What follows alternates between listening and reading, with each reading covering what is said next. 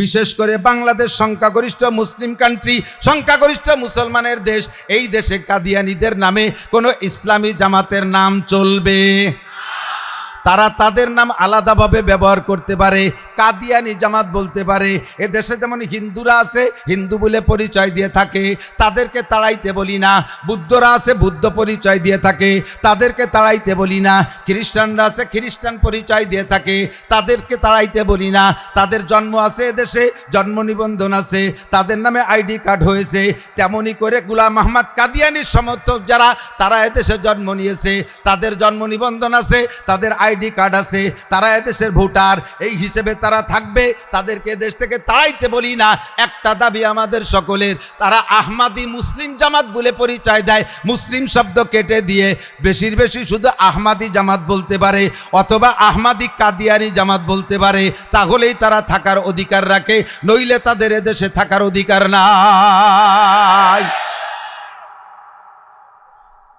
এই মর্মে উলামায়ে কিরাম সরারদি উদ্যানে 15 তারিখে যে সম্মেলনের আয়োজন করেছে, আমি দাবি করব সকলের আল্লাহর পক্ষ থেকে, নবী পাকের পক্ষ থেকে, যদি আখেরি নবীর সঠিক উম্মত হয়ে থাকেন, ওই দিন দুনিয়াবি কাম কাজকে বাদ দিয়ে আপনি নবী পাকের সম্মানার্থে আপনি খতমে নবুয়াতের দাওয়াতের পক্ষে হইয়া, এই সমর্থক হইয়া ওই ময়দানে আপনি হাজির হবেন।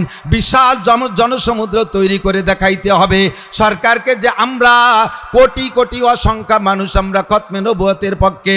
লা নবিয়্যা বাদি বলেছেন আমার নবী, নবীর পরে আর কোনো নবীর দরকার নাই। আমার নবীর পরে আর কেউ নবুয়াতি দাবি করলে তার এই দেশে থাকার অধিকার নাই। একটু কি যাইতে পারবেন ইনশাআল্লাহ? সরোয়ার্দী উদ্যানে কারা যাবেন ইনশাআল্লাহ? আল্লাহ তুমি কবুল করে নাও। যারা খতমে নবুয়তির পক্ষে হাত তুলে সরোয়ার্দী উদ্যানে উপস্থিত হবে, কিয়ামতের ময়দানে নবীর সাথে তাদের হাতে মুসাফা মিলাই দিও, নবীর সুপারিশ তাদেরকে নসিব করো, হাউজে কাউসার তাদের মুখে উঠে পান করাই দিও। জাযাকুমুল্লাহু আহসানাল জাযা। আর রসুলিহি, সব রসুল সত্য, তবে আর কোন রসুলের রিসালাত এখন চলবে। আল্লাহু আকবার। ওয়াল ইয়াউমিল আখির, আরেকটা মানি 5 নম্বর। আজকে কি বার? মঙ্গলবার না সোমবার? সোমবার চলে গেল, মঙ্গলবারের রাত, বুধ বৃহস্পতি শুক্র, এমন করে 7 দিনের মধ্যে সপ্তাহ ঘুরতে আছে। হঠাৎ করে একদিন আসবে মুহররম মাসের 10 তারিখে একটা শুক্রবার, ওই শুক্রবারের পরে আর দুনিয়ায় শনিবার হবে না, ওইটা হলো দুনিয়া ধ্বংসের দিন, এইটা হলো দুনিয়ার দিনের শেষ দিন, ওয়াল ইয়াউমিল আখির। এই দিনটাকে বিশ্বাস করতে হবে। কিয়ামত হবে কি হবে না? জোরে বলেন হবে। আপনি স্বীকার না করলেও হবে। ইদা ওয়াকাতিল ওয়াকিয়া লাইসা লিওয়াকাতিয়া কাযিবা খাফিদাতুর রাফিয়া ইদা রুজ্জাতিল আরদু রাজ্জা অবুসাতিল জিবালু বাসসা ফাকানাত হাবাআম মুমবাসসা। আসমান ভেঙে গুঁড়ো গুঁড়ো হয়ে যাবে, পাহাড় পর্বত উড়ে তোলার মতো উড়তে থাকবে, চন্দ্র সূর্য হারিয়ে যাবে, এ দুনিয়াটা ধ্বংস হবে। এই দিনটা হবে শুক্রবার, ওর পরে আর শনিবার হবে না। আমি 5 নম্বরটাকে বিশ্বাস করি। 6 নম্বর ওয়াল কদর, ভাগ্যকে বিশ্বাস করি। ভাগ্যের বন্টন নিয়ন্ত্রণকারীকে, ভালো মন্দ যাহা কিছু সব আল্লাহর পক্ষ থেকে ফয়সালা হয়। আমারে বাঁচায় আমার আল্লাহ, আমাকে মারে আমার আল্লাহ, খাওয়ায় আমাকে আল্লাহ, পড়ায় আমাকে আল্লাহ, ধন দেয় আল্লাহ, দৌলত দেয় আল্লাহ, ক্ষমতা দেয়, জোরে বলেন কে? আর একটু জোরে কন কে? জনগণ ক্ষমতার উৎস, জনগণ ক্ষমতার উৎস।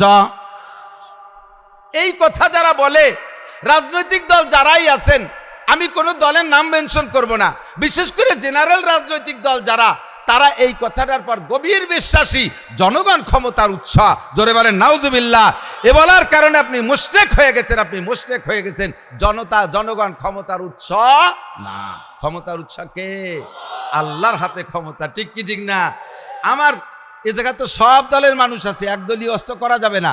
আমলিগ, বিএনপি, জামাত, জাতীয় পার্টি, আটরশি, চন্দ্রপাড়া, মানিকগঞ্জ, সুরেশ্বর, ভোজেশ্বর, ইনায়তপুর, বাহাদুরপুর, শরীয়তপুর, মাদারীপুর, ফরিদপুর, তবলিগ, চরমনাই, এতাহাতি, ওয়াজাহাতি, তাওহীদ, হিজবুত তাওহীদ, কাদিয়ানি, সব আছে না? এর ভিতরে অবশ্যই আছে সব দলের মানুষ। এই জন্য সব দলকে মিক্সার করে একটা দল বানায় বলি। জনগণ ক্ষমতার উৎস না, এ কথা প্রমাণ হয়েছে গত 5ই আগস্টে বাংলাদেশে। ঠিক কি না? আওয়ামী লীগ এখনো বড় দল, তখনও বড় দল।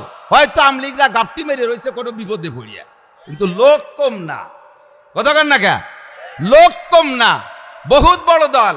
তাদের সাথে আর্মি, তাদের সাথে বিমান বাহিনী, তাদের সাথে নৌবাহিনী, তাদের সাথে বিডিআর, তাদের সাথে র্যাব, তাদের সাথে পুলিশ, তাদের সাথে আনসার, তাদের সাথে যুবলীগ, তাদের সাথে ছাত্রলীগ, তাদের সাথে কৃষক লীগ, তাদের সাথে মূর্খ লীগ, তাদের সাথে পাতি লীগ, তাদের সাথে তাঁতি লীগ, এত লীগ, তাদের সাথে উলামা লীগও একটা লীগ ছিল বলে। এই সব মানুষ থাকা সত্ত্বে সেই ক্ষমতা ধরে রাখতে পারে নাই, ছেড়ে দিয়ে চলে যাওয়া লাগছে, ঠিক না? ফাতাবিরু ইয়া উলিল আবসার, সূরা আর রহমানের দ্বিতীয় আয়াতের শেষ অংশ। ফাতাবিরু ইয়া উলিল আবসার, সূরা কি বলে, সূরা হাসরের, সূরা হাসরের দ্বিতীয় আয়াতের শেষ অংশ। ফাতাবিরু ইয়া উলিল আবসার, যারা এখন তাফালিং দিচ্ছেন, যারা বেশি দাফাদাফি লাফালাফি করতেছেন, ওই বড় দলের কাছ থেকে একটু শিক্ষা নেন। তাদের চাইতে বড় দল না, তারা যদি এইভাবে বেইজ্জতি হয়ে চলে যেতে পারে, তাহলে পরবর্তীতে যারা তাফালিং করতেছেন তারাও পায়ের নিচে মাটি পাবেন না, তারাও পায়ের নিচে মাটি পাবেন না, ঠিক কিনা? ক্ষমতার উৎস কার হাতে? আল্লাহর হাতে। বেশি বাড়াবাড়ি করবেন তো আল্লাহ তাআলা শিক্ষা দিয়ে ছেড়ে দেবে, বেশি বাড়াবাড়ি করবেন তো আল্লাহ শিক্ষা দিয়ে ছেড়ে দেবে। উদাহরণ দিতে গেলে বহুত কিস্সা বলা লাগে, সেদিকে আর গেলাম না। আল্লাহু আকবার। সংক্ষেপে চলে আসি। তকদিরের জিম্মাদারি কার হাতে? ক্ষমতা দেয় আল্লাহ, ন্যায়ও আল্লাহ। আমি যদি ভালো হই তাহলে দেবে, আর আমাকে দিয়ে আল্লাহ তা ট্রাই করে। যদি আমি ক্ষমতার সাথে অপব্যবহার করি, আল্লাহ তাআলা একেবারে অনায়াসে কান ধরে ইজ্জতের সাথে যা করার তা করে দেবে। রমজান আসার আগেই আমাদেরকে জেলখানায় ইতিকাফে বসায় দেবে বহুত বড় বড় নেতা। কোন আমাদের দেশের মন্ত্রীরাও তো মুসলমান, যে কোনো মসজিদের তো মুসল্লি, কমপক্ষে জুমলি তো পড়তেন, তাই না? মন্ত্রী, কোন মসজিদের মন্ত্রী মুসল্লিরে যদি মসজিদের ইমাম সাহেব বলতেন, স্যার এবার রমজান মাসের শেষ 10 দিন ইতিকাফে বসার লোক পাচ্ছি না, স্যার আপনি একটু বসেন, তাহলে হুজুরের চাকরি থাকতো? ননসেন্স মৌলবী, কমন সেন্স বলতে কিছু নাই। আমি যদি ইতিকাফে বসি তাহলে আমার উম্মতের কি হবে? উম্মত নিয়ে গভীর, আমার মন্ত্রণালয় চালাবে কিনা? তুমি মৌলবী মসজিদে থাকো, 4 চালা টিফিনকারী বাসায় পাঠায় দাও, আমরা গাদায় ভরি দেই, 4 চালা খাইয়ে সাফ করেছি, তো শুয়ে পেট ডলো, তোমার মসজিদে বসে তা সম্ভব? আমি একটা মন্ত্রণালয় চালাই, আমি ইতিকাফে বসলি উম্মতের কি হবে, মন্ত্রণালয়ের কি হবে? আল্লাহ কয় তুমি ইতিকাফে বসলি মন্ত্রণালয়ের কিচ্ছু হবে না, উম্মতের একটা লোমও ছিঁড়া যাবে না, বাংলাদেশেরও কিচ্ছু হবে না। বিশ্বাস না হয় রমজান আসার আগেই তোমার বসাই দিচ্ছি। এ দল ও দল, সে দল বেদল, রমজান আসার আগেই জেলখানার ইতিকাফের মধ্যে বসছে, এরকম প্রমাণ বাংলাদেশে আছে না নাই? সব দলরে দিয়ে আল্লাহ তাআলা ট্রাই করছে। তোমার মতো মন্ত্রী ওই কি বলা হয়, ইতিকাফে না বসলেও কিছু আসে যায় না, আর তোমার মতো মন্ত্রী মন্ত্রণালয়ে না থাকলেও বাংলাদেশ যে কায়দায় চলবে সে কায়দায় চলতেই থাকবে। কথা কোন ঠিক ঠিক না? যদি তুমি সৎ হও তাহলে তোমাকে তোমার সম্মানের সাথে জায়গায় রাখা হবে। তুমি একটু মসজিদে বসার অভ্যাস করো, একটু মসজিদে বসার অভ্যাস করো, তাহলে তোমার সম্মান ঠিক থাকবে। কথা কন। অল কদর, ভাগ্যের মালিক আল্লাহ, কাহার উপর দোষারোপ করার দরকার নাই। 6 নম্বর 7 নম্বর ওয়াল বাসি বাদাল মাউত, মরার পরে হাসরের মাঠে উঠতে হবে কি হবে না? 7টা বিষয়। এই 7টা বিষয় যার নাম, কলেমার নাম হলো ইমানে মুফাসসাল। 4 সেলাই দিছি। কয় সেলাই? বস্তায় 4টে সেলাই দিছি, বাদ বস্তা মজবুত হয়ে গেছে। এখন নামাজ ঢুকান, রোজা ঢুকান, হজ ঢুকান, জাকাত ঢুকান, জিকির ঢুকান, ফিকির ঢুকান, যা ঢুকাবেন বস্তার মধ্যে থাকবে। তবে সাবধান থাকবেন, বস্তার নিচে আবার 3 প্রকারের ইঁদুর আছে। 1 প্রকার ইঁদুর হলো বিলে ইঁদুর। গ্রাম অঞ্চলে মানুষ যারা আছেন তারা জানেন, বিলির ভিতরে এত বড় বড় ইঁদুর, বিলেইতি তাদেরকে সেলুট দিয়ে চলে আসে, এক কায়দা মতো মোটা মোটা ইঁদুর। 2 নম্বর ইঁদুর বাড়ি থাকে, গর্তের মধ্যে থাকে, তারা মাজারি ইঁদুর। 3 নম্বর ইঁদুর ছোট ছোট ইঁদুর, এর নাম হলো শৈল ইঁদুর। জানেন নাকি কি কয় রে? যাই হোক আর কি, ওই যে বই পুস্তক কাটে, ঘরের খেতা কাপড় কেটে দেয়। 3 নম্বর ছোট ইঁদুর। 3 প্রকারের ইঁদুর আপনার বস্তার পিছে যদি লাগা থাকে, যতগুলো সেলাই দেন সেলাইতে কাম হবে না। ইঁদুরে বস্তার তলা ফুটো করে নিতে পারে কি পারে না? আমার এক মুরব্বী বলতেন, আই বেরাদার দফে আউয়াল মুশকুন বাদাজাদার কিসে গন্ধম নুশকুন। আই বেরাদার দফে আউয়াল মুশকুন বাদাজাদার কিসে গন্ধম নু সুকুন। আয় ভাই, বস্তার ভিতরে যদি গম ঢুকাইতে হয় তাহলে আগে বস্তার তলায় ইঁদুর লেগে আছে নাকি তাই দেখো। যদি বস্তার তলায় ইঁদুর লাইগা থাকে, সারা জীবন ভরে বস্তার ভিতরে গম ঢুকবা, বস্তা কোনোদিনও ভরতে পারবা না। আন্ডারগ্রাউন্ডে বাংকার খুঁজা 3 ইঁদুরে ছিদ্র করে তল দিয়ে বেরোয় নিয়ে যায়, তুমি একদিক দিয়ে ঢুকাও ওদিক দিয়ে বেরোয় চলে যায়, বস্তা কোনোদিনও ভরতে পারবা না। কথা বলেন ঠিক কি ঠিক না? এই ইঁদুর হলো 3টা, একটু বলেন কয়টা? 1 নম্বরে বিলে ইঁদুর মোটা, 2 নম্বরে ঘরের ভিতরে গর্তের ইঁদুর মাঝারি, 3 নম্বরে ছোট ইঁদুর যেগুলো লেপকাথার ভিতরে থাকে। এই 3 প্রকারের ইঁদুর। এই 3 প্রকারের ইঁদুরের নাম হলো 1 নম্বরে শিরিক, 1 নম্বরে, 2 নম্বরে কুফর, 3 নম্বরে বেদাত। শিরিক, কুফর, বিদাত, শিরিক, কুফর, বিদাত, এই 3 প্রকারের ইঁদুর আপনার বস্তার নিচে লাগিয়েছে। সিলাই সাইডে দিয়েছেন ঠিক কইরা, মালও ঢুকাইতেছেন কম না, কিন্তু কোনোদিন বস্তা ভরে না। বস্তা মোটে ভরেই না, গটু নাকি? আপনি খেয়াল করেন নাই নিচেদের 3টে ইঁদুর লাগিয়ে আছে। এই জন্য 1 নম্বর ইঁদুর হলো শিরিক। শিরিকের ইঁদুর মারবো। শিরিক কাকে বলে? শিরিক আবার 3 প্রকার। জোরে কান কয় প্রকার? গুনে গুনে মনে রাখেন, গুনে গুনে শোনেন, তাহলে ইয়াদ থাকবে।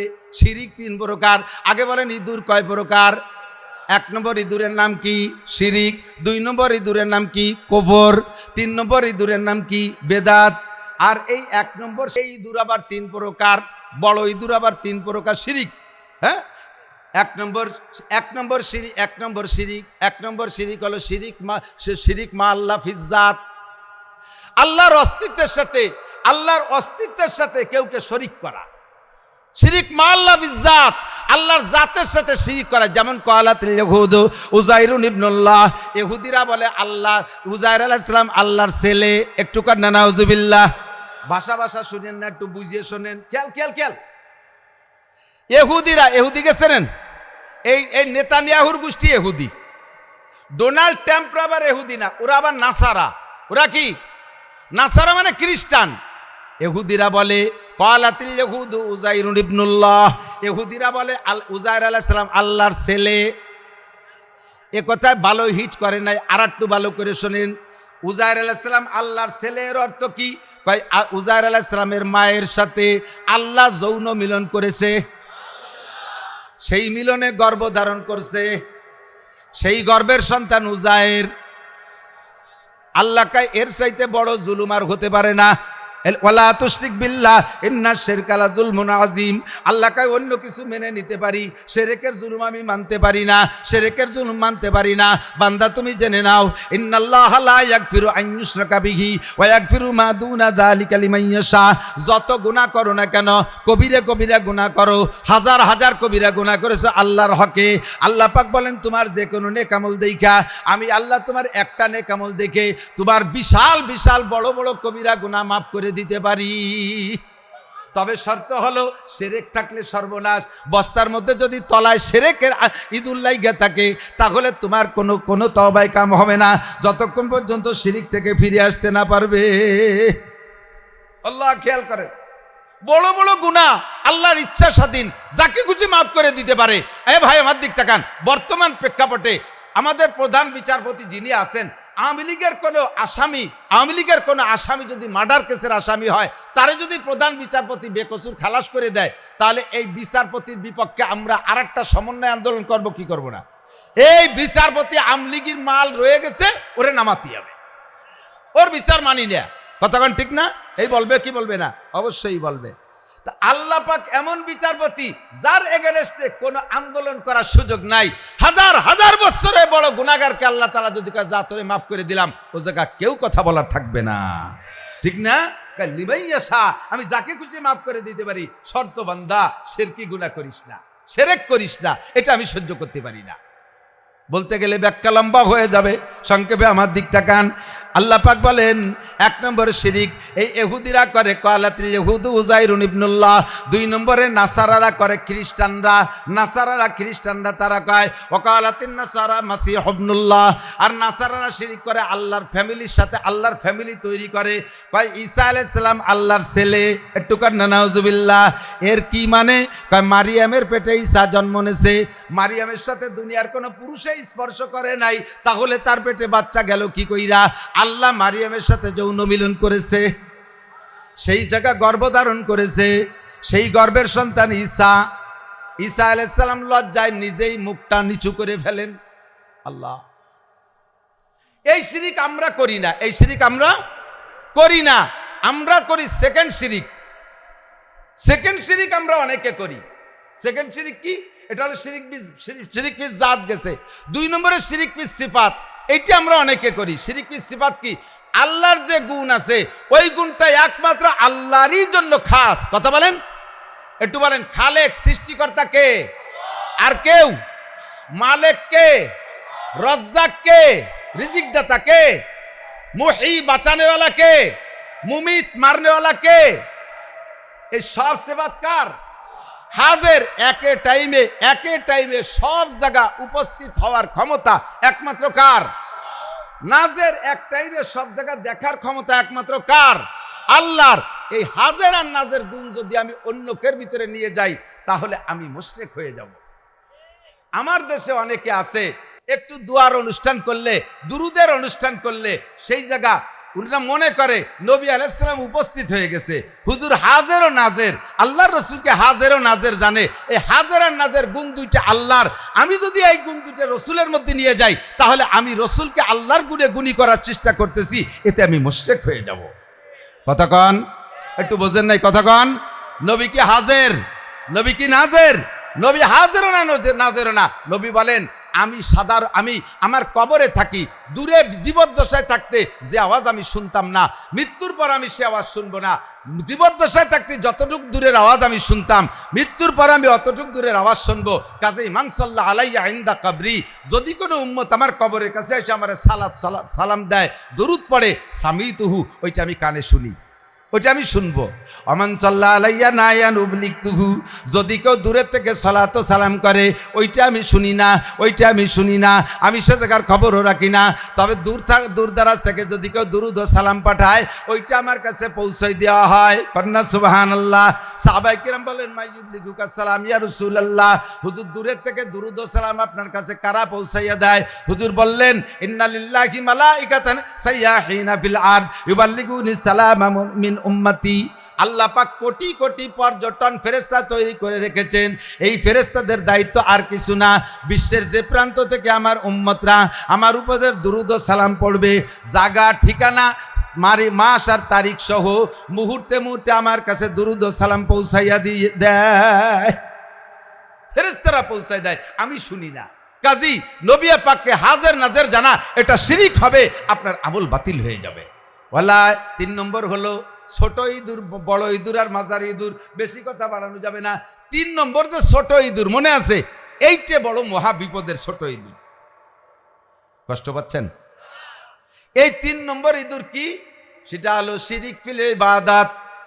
শিরিক ফিল ইবাদত, ইবাদতের মধ্যে শিরিক করা। শিরিক ফিল ইবাদত কাকে বলে?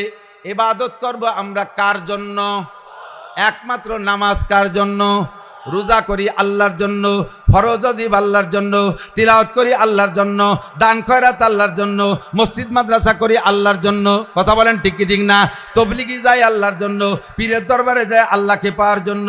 যাহা কিছু করি ইবাদতের নামে সব করব আল্লাহর জন্য। এগুলো আবার এর সাথে আবার শিরিক হয় কি কইরা? কয় যে খেয়াল যে ইবাদত করার ভিতরে মানুষের কাছে থেকে প্রশংসা পাওয়ার লোভ হয়, মানুষের কাছ থেকে প্রশংসার বাহা পার লোভ হয়, ওইটাই হলো শিরিক ফিল ইবাদত। ওর নামই শিরিক ফিল ইবাদত, এর নামই শিরিক ফিল ইবাদত।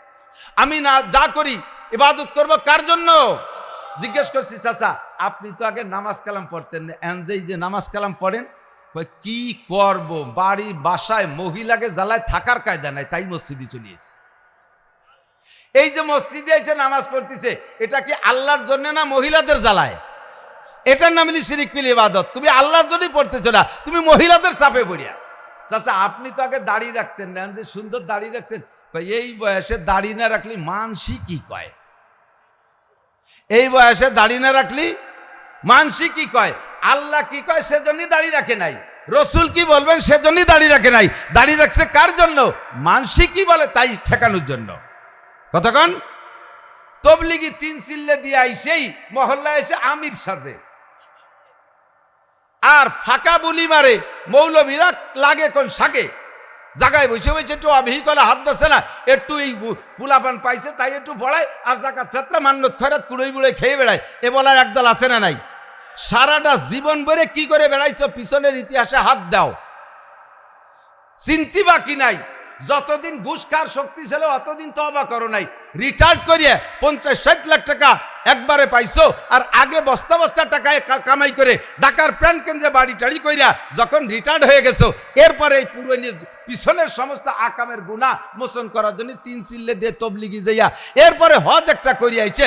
তুমি মৌলবীকে মাথার পর বসিয়া হাড়ি ভাঙবা আর বলবা যে মৌলবীকে লাগে কোন সাগে। তুমি ভালো করে জেনে রাখো, বাংলাদেশে যদি, এই উপমহাদেশে যদি কওমি মাদ্রাসার কওমি উলামায়ে কিরাম না থাকে, বিশ্বে যদি উলামায়ে কিরাম না থাকে, তাহলে সারা পৃথিবীর সমস্ত মানুষ শুধু চলমান পদ্ধতিতে তবলিগ করে ধর্ম ধরে রাখতে পারবে না। শুধু চলমান পদ্ধতিতে তবলিগ করে ধর্ম ধরে রাখতে পারবে না। মৌলবীকে লাগে কোন সাগে এই বলে ক্রিটিসাইজ করে, আর আইসে চৌরাস্তায় বসে বসে আমি 3 চিল্লা দিয়ে আসছি, আমি বাৎসরিক চিল্লা দেই, মাসে 3 দিন কামাই নাই, আমি সাপ্তাহিক সব গুজারি করি, মহল্লায় 5 কাম করি। এই গল্প দেন ক্যা? এই গল্প দেওয়ার মানে আপনি খুব ভালো তবলিগের কাজ করেন, এই প্রশংসা পাওয়ার লোভে আপনি সারা জীবন ভরে তবলিগ করে কিচ্ছু পাবেন না। কতক্ষণ আলেম উলামা কি করে শুনলে আপনি আশ্চর্য হয়ে যাবেন। আমরা মৌলবীরা একটা কথা বলি, আমরা যাহা বলি আপনারা তাই করেন, আমরা যা করি তা আপনারা করেন না। এই কথাটা পাবলিকে আমাকে বলে একটু ক্রিটিসাইজ করে, তার মানে বুঝাইতে চায় যে হুজুররা যা বলে ভালো ভালো কথা এইগুলো আমাকে করতে বলে, আর হুজুররা নিজেরা অনেক আকাম করে, এই আকামগুলো আমাকে করতে নিষেধ করে। যে আমরা যে আকাম করি আপনারা করেন না, আমরা যে ভালো ভালো কথা কই তাই আপনারা করেন। আমি ওই কথাটা টেনে নিয়ে সমর্থন করে বললাম যে হ্যাঁ থ্যাংক ইউ, সত্য কথা বলেছেন, আমরা যাহা করি আপনারা তা করেন না, আমরা যা বলি তাই করেন। আমরা যা বলি মোটা মোটা বেঁচে থাকার মতো কয়েকটা কথা বলি, নামাজ পড়েন, রোজা রাখেন, হজ করেন, জাকাত দেন, ফরজ ওয়াজিব সুন্নাত মুস্তাহাব পালন করেন, হালাল খান, এই কয়েকটা কাজ করেন, বেশি আপনাকে করতে কই না। আমরা যা করি তা আপনারা করেন না, কারণ করতে পারবেন না। আমরা যা করি তা করতে পারবেন না। রাত 12টা পর্যন্ত ওয়াজ করি, এরপরে বাসায় জামাটা আমি বলতেছি, গল্প দেওয়ার জন্য বলতেছি না, জাস্ট একটা উদাহরণ বোঝানোর জন্য। মুফতি দেলোয়ার সাহেব কতক্ষণ পর্যন্ত কিতাব দেখে, আব্দুল মালিক সাহেব কতক্ষণ কিতাব দেখে।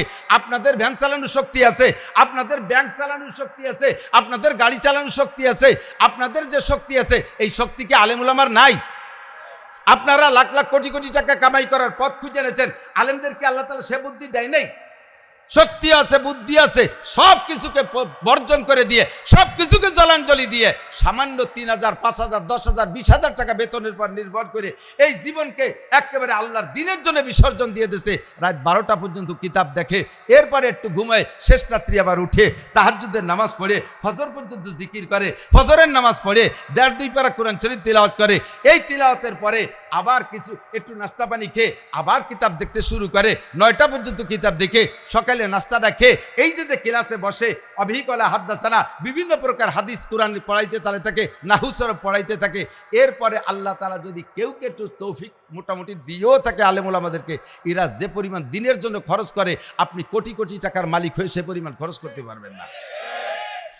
আমি আমার গল্প দেওয়ার জন্য বলছি না, জানানোর জন্য, শুধুমাত্র উৎসাহিত করার জন্য বলছি, ভুল ভাঙানোর জন্য বলছি। আমার 2টা মাদ্রাসা, দাওরায়ে হাদিস, আমার 2 মাদ্রাসায় 60,000 টাকা বেতন, আল্লাহর ফজলে আমি 60 পয়সা বেতন দেই না। মাদ্রাসা থেকে 1 লোকমা খানা আমি খাই না, আল্লাহ আমার রুজির অন্যভাবে বরকত দিয়ে দিয়েছে, আমি সেভাবে চলতে পারি। প্রত্যেক দিন দৈনন্দিন আল্লাহ ভালো একটা পয়সা আমাকে দেয়। মাদ্রাসায় ঢুকে সপ্তাহে 2টা হাট আছে, হাটের দিন মাদ্রাসায় অবিরাম কাজ চলতে আছে, সম্পূর্ণ টাকাগুলো মাদ্রাসার সব কাজে খরচ করে দিয়ে সেরেফ আমার গাড়ির তেলের টাকা আর আমার বাজার সংসার করতে বাজার করতে যা টাকা লাগে এইটে বাচ্চাদের কাছে দিয়ে আর কোনো টাকাই আমি কাছে রাখি না। আপনাকে যদি বলি আপনার সারা জীবনের ইনকাম এইভাবে খরচ করে দেন, এটা আপনি পারবেন না। কাজে আপনারে তা বলি না, আপনারে বলি আপনি 40 ভাগের 1 ভাগ দেন, আমি যা করি আপনি করতে পারবেন না, এই জন্য করেন না। কথা হলে এই দিক, তাহলে ঘুরে নিয়ে যায় অন্য দিক। শিরিক ফিল ইবাদত। আলেম উলামা একজন আমার কয়, হুজুর আপনারা জায়গায় বসে বসে কি করেন, একটু এই উম্মত জাহান্নামে চলে যাচ্ছে, আপনি ফিকির করেন না? আমি বললাম, বেটা তোর যদি বেশি খারাপ লাগে তুইও বাদ দিয়ে তুইও চলে যা, আমরা যাওয়াতে যাই তো ওটা সম্ভব না। যদি আমার এই জায়গাতে সরাইতে চাইস তা আয়, তো আমি বুখারী শরীফ পড়াই, তুই পড়া, আমি তবলিগে যাবো, আয় তুই বুখারী শরীফ পড়া। মাদ্রাসা ইন্ডাস্ট্রিজ, মাদ্রাসা কারখানা, মাদ্রাসা ফ্যাক্টরি, মাদ্রাসা বিস্কুট বেকারি, বেকারি আছে না, বেকারির ভিতরে বিস্কুট কেক তৈরি হয়। বেকারিতে বিস্কুট কেক যারা তৈরি করে টেকনিশিয়ান, তারা কি আবার ভ্যান ভরে বিক্রি করতে যায়? উন্ডা 2-4 ঘন্টা বানায় টানে, এরপরে আরামে ঘুমায়। আর দিন ভরে ওই বক্স ভ্যানে করে নিয়ে দোকানে দোকানে ফেরি করে বেড়ে আর এক দল না।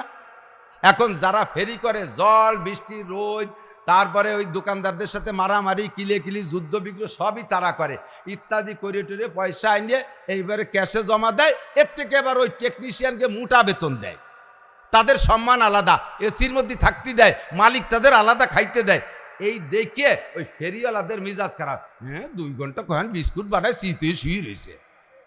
আসলে এই ফ্যাক্টরির কাজ তো আমরাই করি, এই দেশকে দেশ বাড়ি বাড়ি দাঁড়ে দাঁড়ে বারে বারে যাই, রোদ বৃষ্টি খরা ঝড় তুফান উপেক্ষা করে কাজ আমরাই করি, এই বলে ক্রেডিট জানে। তোমাকে টেকনিশিয়ানকে লাগে কোন সাগে?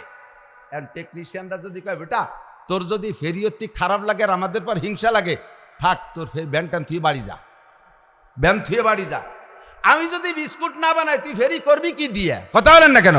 আমি যদি কেক না বানাই তুই ফেরি করবি কি দিয়ে? তাতে যদি তোর খারাপ লাগে তুই চলে যা, যার মালের দরকার আমার ফ্যাক্টরিতে এসে মাল নিয়ে যাবে, তোরে লাগবে না। এই যদি বলে দেয় তাহলে তুমি ভ্যানালা কি রে খাবা? এ যদি বলে দেয় তুমি ভ্যানালা কি করে খাবা? উলামায়ে কিরাম মাদ্রাসায় বৈশা হাদিস কুরআন হাজার হাজার হাদিস কুরআন পড়িয়া এগুলোর থেকে মাসালা বের করে উম্মতের জন্য সাপ্লাই দিচ্ছে, প্রোডাক্ট তৈরি করতে, কেক বানাচ্ছে, বিস্কুট বানাচ্ছে, ইত্যাদি ইত্যাদি বানাচ্ছে। তোমাকে কয় পাবলিককে ব্যানারে একটু ফেরিয়ে নিয়ে বেড়াতে কইছে, যাও যাও গ্রামে গ্রামে ফেরিয়ে। তা যদি তোমার এত হিংসা থাকে, ঠিক আছে ভ্যান জমা দিয়ে তুই বাড়ি যা, যা ভ্যান জমা দিয়ে তুই বাড়ি যা। এ যদি আল্লাহ বলে দেয় তাহলে উপায় আছে? কথা বলেন, রাগ করি না। আমি নিজে তশকিল করে একজনকে তবলিগি পাঠাইছি, সে তবলিগির থেকে 3 সিল্লে দিয়ে আইসা এলাকায় এসে সর্বপ্রথম ফতোয়া দিয়েছে আমার বিপক্ষে, কারণ নাসির মৌলানার ইমান নাই আর সে হারাম খায়। আমি কইতে যদি হারাম খায়, তোরে তো সিল্লে যারটা আমি দিছি, তুই তো সেই হারামটা দিয়ে সিল্লে দিয়েছি। কি কব? মৌলানা 3 প্রকার। কয় প্রকার? হযরত মৌলানা, মিস্টার মৌলানা, হঠাৎ মৌলানা। হযরত মৌলানা দেলোয়ার সাহেব, হযরত মৌলানা আব্দুল মালিক সাহেব, হযরত মৌলানা শাইখুল হাদিস আল্লামা আজিজুল হক, হযরত মৌলানা মামুন সাহেব, এই তো হযরত মৌলানা। আর মিস্টার মৌলানা জাকির নায়েক। জেনারেল পড়ে দুনিয়ার ফতোয়া দেওয়ার জন্য পাগল হয়ে গেছে, সারা দুনিয়ারে পাগল করে ফেলাইছে। আরে জেনারেল ভাইরা, আপনারা তার ভক্ত, একটু আজিব, আমার খুব আশ্চর্য লাগে। সে ডাক্তার মানুষ, সে ইসলামের কি জানতে পারে? আপনারা মনে করেন সে ইউটিউবে এসে সারা দুনিয়ারে জয় করে ফেলাইছে, আলেমদের চাইতে তাকে আপনারা প্রাধান্য দিচ্ছেন। একটু ভালো করে মনে রাখবেন, যে যা করে তার তাই করা উচিত, তার অন্য জায়গা থেকে অন্য কাজে হাত দেওয়া আদৌ উচিত না। আমি মৌলানা নাসির সাহেব, গোপালগঞ্জের হুজুর, আজকে এই জায়গা মোটামুটি একটা ভালো অবস্থানে আমার দাওয়াত হয়েছে, আমি বয়ান করতেছি, সকলের কাছে আমি গ্রহণযোগ্যতা অর্জন করে ফেলাইছি। আমি খুব উঁচু মাপের বক্তা, বড় মাপের আলেম। আমি যদি রাত্রে মাইকিং লাগাই দিই, এই যে মিরপুর 1 নম্বর দিয়ে মাইকিং করে দাও, সুখবর সুখবর সুখবর। কি সুখবর? আগামীকাল সকালবেলা হযরত মাওলানা দেলোয়ার সাহেব হুজুরের মাদ্রাসায় হযরত মাওলানা নাসির আহমদ সাহেব সমস্ত চক্ষু রোগীদের চক্ষু অপারেশন করে এরপরে লেন্স লাগাই দেবে। এর বুদ্ধি থাকলে আমার কাছে আসবে। যদি কেউ মোহাব্বত করে আসো, তার চোখে আমার হাত দেওয়া ঠিক হবে? আমি ভালো চোখ কানারি দেবো না? সুখবর সুখবর সুখবর। আগামীকাল সকালবেলা আরজাবাদ মাদ্রাসায় হযরত মাওলানা নাসির আহমদ সাহেব, উনি গর্ভবতী মহিলাদেরকে সিজার করে বাচ্চা বের করবেন, পয়সা নেবে না। যদি কোনো মহিলার বুদ্ধি থাকে আর কোনো গার্জিয়ানের বুদ্ধি, আমার কাছে আসবে রুগী নিয়ে। যদি মোহাব্বত করে আসে, আমার কেউ জায়গায় হাত দেওয়া ঠিক হবে? আমি নাড়ি কাটতে যে ভাষাতে আর একটা কাটি বেলায় দিতে পারি। আমার যদি এইটা ঠিক না হয় তাহলে ডাক্তার ইঞ্জিনিয়ার তার কেন শরীয়তের মাসালার অপারেশনে হাত দেওয়ার অধিকার থাকবে? তার কেন সেখানে হাত দেওয়ার অধিকার? আদৌ তার সেখানে হাত দেওয়ার অধিকার থাকতে পারে না। কথা বলেন ঠিক ঠিক না? ডাক্তার ডাক্তারি করবা, ইঞ্জিনিয়ার ইঞ্জিনিয়ারিং করবা, তুমি যেখানে আছো তুমি সেখানে করবা, প্রফেসর প্রফেসরগিরি করবা, শরীয়তের এই জায়গা হস্তক্ষেপ করার অধিকার তোমার ঠিক কিনা? ওয়ালা ইউশরিক বিইবাদাতি রাব্বিহা কইতে কইতে শরীর চলে আসছি মেলা দূর, আরে দিক যাব না। আমি তাদেরকে স্নেহ করি, ভালোবাসি, মোহাব্বত করি, থ্যাংক ইউ। সারা জীবন আকাম কুকাম করে কাটাইছেন, আল্লাহর রাস্তায় আসেন, তবলিগে 3টে চিল্লে দিয়ে তওবা তিল্লা করে ভালো হন। তবলিগেতে আসছেন, আলেমুল আমার কাছে যে বসবেন কিভাবে, হুজুর কিচ্ছু জানি না, হুজুর একেবারে কিছু জানি না, জীবনটা ভরি আকাম করে বেড়াইছি, ঘুষ খাতি খাতি পেটের মধ্যে ব্যাংক হয়ে গেছে একটা আস্ত। হুজুর আর বাঁচার উপায় নাই, তবলিগে যে আমার চোখ খুলছে হুজুর, আমার এখন মুসলমান হয়েছি, এখন বাঁচার উপায় কি? হুজুরির কাছে বায়াত হবেন, হুজুরির কাছে নরম হয়ে থাকবেন, হুজুর পিঠে হাত দিয়ে সান্ত্বনা দেবে, কোনো ভয় নাই, লা তাহজান ওয়া লা তাখাফ, ভয় পেন না, টেনশন করে না, আল্লাহ আপনাকে সাহস দিয়েছে, কুল ইয়া ইবাদিয়াল্লাযীনা আসরাফু আলা আনফুসিহিম লা তাকনাতু মির রাহমাতিল্লাহ, ভয় নাই, আল্লাহ সাহস দিয়েছে, আপনি তওবা করার কারণে সব গুনাহ মাফ হয়ে গেছে। আপনি যদি আমার সাথে এভাবে সাক্ষাৎ করেন, আমি আপনাকে এভাবে পিঠে হাত মালিশ করে আরও আপনাকে চলার পথ আপনি সহজ করে দেব। কথা বলেন ঠিক না? আর যদি তবলিগিতে এসে গুলি দিকে নাসির মৌলানার ইমান নাই, দেলোয়ার মৌলানা কি আরে এই জায়গায় বসে পরের ভাতে বাগুন দিয়ে খায়, তাহলে আমার যা বলা দরকার সব আমি বলবো, আপনারে বলবো বেকারির ফেরিয়ালা। কথা কন না কেন? ভালো না লাগলে ভ্যান থিয়ে চলে যান, আপনারে কাজে লাগাবো না। ওয়ালা ইউশরিক বিইবাদাতি রাব্বিহি আহাদা বলতে গেলে আর একটু না বলে পারি না। কোনো জায়গায় দান করতে গেলে সে দানটাকে খুব হাইলাইট করে দেখাবে। আসতেছে শীতকাল, আপনাদের দেশে এই ঢাকার দিকেও তো দেবে, ঢাকার ছবিও দেখি, গ্রাম অঞ্চলে আছে, শীতকালে গরিবদের মধ্যে বড় লোকরা কম্বল দেয়, জানি কি কম্বল, এদিক কেমন দামি কম্বল দেয় তা জানি না, আমাদের গ্রাম অঞ্চলে তো গরিব মানুষ 80 টাকা দামের কম্বল দেয়। পাবলিক নেওয়ার সময় ফ্রি কম্বল নেয় না তা না, নিয়ে যায়। ওই 80 টাকা দামের কম্বল ফকিরিও গায়ে দেয় না, ফকিরিও ব্যবহার করে না, নিয়ে কয়দিন বাজাইয়ে পাপোশ বানায়। এরপরে গোয়ালি ঘরে ছাগল আছে, ছাগলের খাবারে ছাগলে ব্যবহারে ডাকতে সরকার, কাকি কম্বলটা না পড়াই আমারে জ্যাকেট বানায় দেন, শীত লাগতেছে, ছাগলের গায়ে দিয়ে সে কম্বল দিয়ে জ্যাকেট বানায় দিয়েছে। ছাগলে 2 বার পেশাব করার পরে সে জ্যাকেট গেছে ভিজিয়ে, তত্তরে কাঁপতেছে, তাড়াতাড়ি খুলে নেন, না আমার করোনা হতে পারে। সেই ছাগলের গাছটা আবার খুলে নিয়ে আবার ধুয়ে মুছে নেকড়া বানায়, হাড়ি ধরার নেকড়া বানায়। আপনি 80 টাকা দামের কম্বল দিয়েছেন, এই কম্বল দিতে যে আবার ক্যামেরাম্যান নিয়ে আসে, রমজান মাসে জাকাতের লুঙ্গি দেয়, যেই লুঙ্গি 2 বার ধোয়ার পরে আর তা পরা যায় না, লুঙ্গি পরে দরজায় পা ফাঁক করে দাঁড়ালে এ পাশতে ও পাশতে একেবারে মিরপুরিতে গাবতলি পর্যন্ত দেখা যায়। কতক্ষণ ঠিক কি ঠিক না? এর নাম হলো এক্সরে লুঙ্গি। আপনি এই দিতে যে আবার ক্যামেরা করে সারা দেশে ইউটিউবে ছাড়েন, আপনার লজ্জা করে না? কাপড় কয়খান দেশের মহিলাদেরকে বগলে করে নিয়ে যায়, যার সময় গালাগালি করতে করতে যায়, আরে শয়তান রে, আল্লাহ টাকা দিছে, এমন কাপড় একখান দেশে যা যা বাজারও বিক্রি হবে না, হয়তো মশারিও বানানো যায় না, হয়তো মশারি বানাইলে মশা ক্রলিং করে ঢুয়ে যায়, তা আবার আপনি ক্যামেরা করে দেখান কেন? এটা হলো শিরিক ফিল ইবাদত। 10,000 টাকা অমুক মারহাবা না মারহাবা, মসজিদ একটা বানাই দিয়ে তার গায়ে বাপের নাম নিজের নাম, শিরিক ফিল ইবাদত। যে কোনো কাজ করতে যাইয়া এরপরে যদি কেউ ভালো কাজ কিছু করার পরে যদি কেউ প্রশংসা না করে, এরপরে নিজেই প্রশংসা শুরু করে, আমি এটা করেছি, ওটা করেছি, ঈদগাহ করেছি, হাই স্কুল করেছি, কলেজ করেছি, প্রফেসরি করেছি, মুহাদ্দিসি করেছি, আইএ পাস করছি, বিএ পাস করছি। কেউ কয় না, সে কি নিজেই কয়। এরপরে কয় সামনে আবার যদি নির্বাচিত করে দেন, আপনারা ভোট টোট দেন, দেখেন কি করে ছেড়ে দেই, রাস্তাঘাটে খাল বানায় দেবো, 12 মাস কাল নৌকো বেয়ে বেড়াবেন, আসমান ভেঙে জমিনে নামাবো, লাঠির মধ্যে মুগুর ভরবো। কেউ কয় না, সে নিজেই কয়। বক্তাকেও দেখি মাঝে মাঝে স্টেজে বসে ওয়াজ করে আর এই তসবিহ না চায়। ওয়াজের মধ্যে তসবিহ লাগে কোন জায়গা, আমি তো তা বুঝতে পারলাম না। তার মানে উনি খুব মুসাব্বে, তসবিহ খুব পড়ে, এই জন্য তসবিহ হাতের থেকে ছুটতে পারে না। চার দোকানে বসে চা খায় আর গল্প করে, আবার দানা ভর্তি তালে আছে। আমি কি হরি, কিন্তু কথাও চাও খাবার এই গুটি পড়ে কে, কত কলব জারি হয়ে গেছে। তসবিহ দেখাও, পাগড়ি পড়ো, আল্লাহর রাস্তে পড়বা, মানুষে তোমারে পাগড়ি পরনেওয়ালা বলবে, এ আশায় পড়বা না। কিরাত পড়ো, সুন্দর করে পড়ো, ইখলাসের সাথে পড়ো। ইমাম সাহেবরা এদিকে খেয়াল রাখবেন, বানাউটি কোনো সুর দিবেন না, বয়ানের মধ্যে সুর নকল করবেন না। আল্লাহ আপনারা যা কণ্ঠ দেয় সেই কণ্ঠ দিয়ে উম্মতরে বোঝানোর চেষ্টা করেন। যদি সুর নকল করেন তাহলে এটাও শিরিক ফিল ইবাদতের অন্তর্ভুক্ত হবে। কথা বলেন ঠিক কি ঠিক না? আর শিরিক ফিল ইবাদতে কি হয়? আমায় ইউশরিক বিল্লাহ ফাকাদ হাবিতাত আমালুহু, যে ব্যক্তি আল্লাহর সাথে ইবাদতের ক্ষেত্রে শিরিক করে, অর্থাৎ এই জাতীয় মানুষের কাছে প্রশংসা পাওয়ার লোভে ইবাদত করে, এই শিরিকে সমস্ত আমল বাতিল হয়ে যায়। ছোট ইঁদুর পিছন দিয়ে লাগিয়া সব পিছন দিয়ে বেরোয় নিয়ে চলে যাচ্ছে। আল্লাহ, কষ্ট পাচ্ছেন? কে গায়ে পড়তেছে নাকি তা আমি জানি না।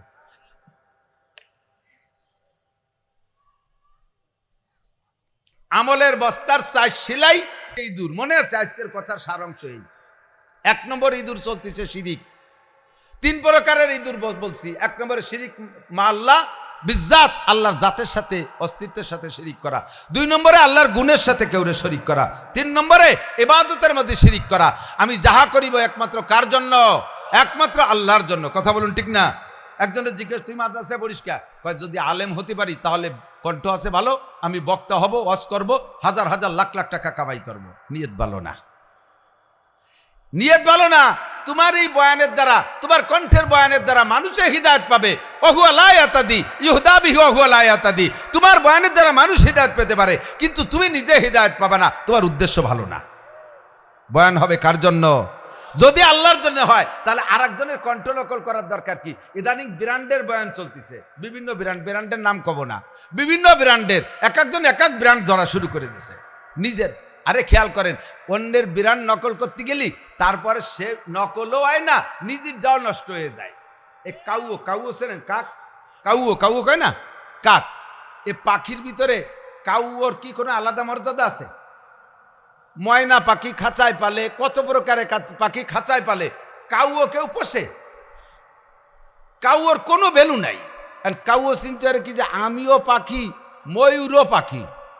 তা সে ময়ূরে দেখে সবাই গোল হয়ে দাঁড়ায়, তার ড্যান্স দেখে, তার রং দেখে। আমারে দেখলি সবাই আরো ইট মারে, পাথর মারে। ঘটনা কি? বেশ কম কোথায়? তো নিজে নিজে ইস্তেমবাদ করে বের করছে, ময়ূরের পেখম খুব রঙিন। ধরো সেটা তো আল্লাহর দান, অত আর আমি রং দিয়ে আমার গা এই যে কালার রংটা তো রঙিন বানাতে পারবো না।